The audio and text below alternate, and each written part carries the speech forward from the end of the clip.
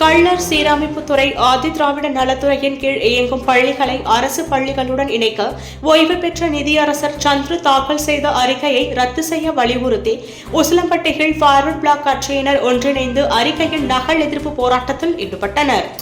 தமிழ்நாடு முழுவதும் கள்ளர் சீரமைப்புத்துறை மற்றும் ஆதிதிராவிட நலத்துறையின் கீழ் இயங்கும் பள்ளிகளை அரசு பள்ளிகளுடன் இணைக்கும் நடவடிக்கைகள் குறித்து கடந்த சில தினங்களுக்கு முன்பு ஓய்வு பெற்ற நிதியரசர் சந்துரு ஆய்வறிக்கையை முதல்வர் மு.க.ஸ்டாலினிடம் சமர்ப்பித்தார்.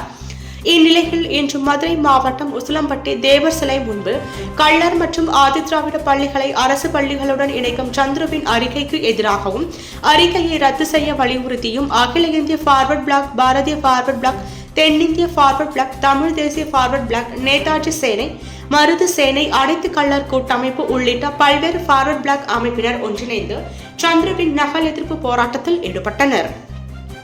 முன்னதாக உசிலம்பட்டி முருகன் கோவில் முன்பிருந்து ஊர்வலமாக தேவர் சிலை வரை வந்து கண்டன கோஷங்களை எழுப்பியவாறு அறிக்கையின் நகல்களை எரித்தனர். பின்னர் பாதுகாப்பு பணிகள் இருந்த உசிலம்பட்டி டிஎஸ்பி செந்தில்குமார் தலைமையிலான போலீசார் எரிக்கப்பட்ட அறிக்கையின் நகல்களை தண்ணீர் ஊற்றி அணைத்தனர். அப்பொழுது போராட்டக்காரர்களுக்கும் போலீசாருக்கும் இடையே தள்ளுமுள்ளு ஏற்பட்டதால் பரபரப்பு உருவானது.